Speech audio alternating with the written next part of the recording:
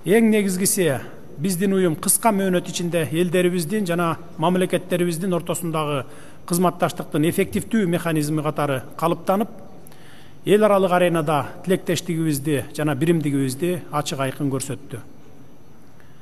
Дүйнөнүн тез өзгөрүү жагдайында биздин кызматташуубуз заманбап мамлекеттер аралык мамилелер тутумунда таасирдүү факторго айланууда. Кыргыз Республикасы уюмдагы ишмердигине артыкчылык бере турганын дагы бир жолу белгилеймин. Уюмдун абройлуу эл аралык уюмга айланыш үчүн зарыл шарт бар экендиги бизди кубандырат. Боордош Өзбекстандын төрагалыгы астында жаңы ийгиликтерге жетишебиз деп терең ишенемин. Урматтуу мамлекет башчылары, бүгүнкү саммит өзгөчө кырдаалдарды башкаруу жана гуманитардык жардам маселесине арналууда.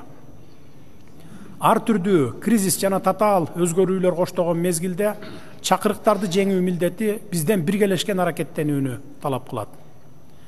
Түркиядагы акыркы кайгылуу окуяларга байланыштуу кризистик кырдаалдарды жамааттык эскерүү жана болжолдоо механизмин түзүү зарылчылыгы келип чыкты. Бул өңүттө түрк тараптын өзгөчө кырдаалдар министрликтери аркылуу түрк мамлекеттери үчүн жарандык коргонуу механизмин түзүү демилгесин кубаттаймын. Проблематиканын өтө актуалдуулугу бул багытта ишти тездетүү зарылдыгын айгинелеп турат. Өз кезегинде Кыргызстан мындан ары да бул багытта өзүнүн тажрыйбасы менен бөлүшүп, табигый кырсыктарды алдын алуу жана кесепеттерин жоюу боюнча аракеттерибизге салым кошууга ар дайым даярбыз. Табигый кырсыктар биздин өлкөдө да болуп турат. Тоолуу Кыргызстанда да жер титирөө, жер көчкү, таш кулоо, сел жүрүү, суу ташкыны, суу каптоо, кар көчкү жана башка табигый кырсыктар көп кездешет. Акыркы 20 жыл ичинде Кыргызстанда болуп жаткан өзгөчө кырдаалдардын саны жыл сайын өсүп, өлкөнүн жана биринчи кезекте жергиликтүү коомчулуктун туруктуу өнүгүүсүнө терс таасирин тийгизүүдө. Бүтүндөй өлкө боюнча 14 миңден ашык кооптуу зоналар жана участоктор бар.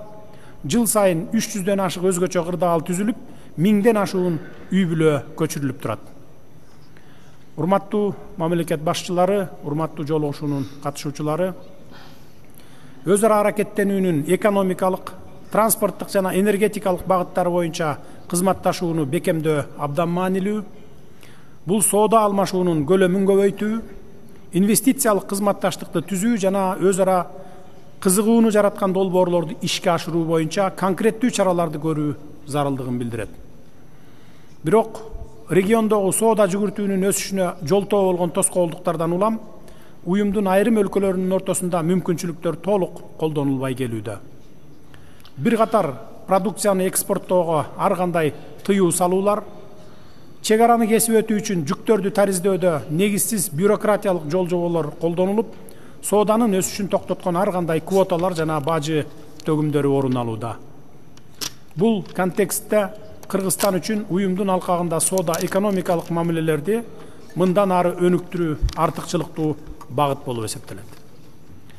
Урматтуу кесиптештер, белгилүү болгондой, жакында Боордош Түркияда президенттик шайлоолор болот. Учурдан пайдаланып, урматтуу Режеп Тайып Эрдоган мырзага бул маанилүү саясий процесстерди өткөрүүдө ийгилик каалап кетүүгө уруксат этиңиздер. Түркиянын президентинин жетекчилиги астында жүргүзүлүп жаткан реформалар Түркия элинин бакубаттыгы жана жыргалчылыгы үчүн ийгиликке жетет деп терең ишенемин.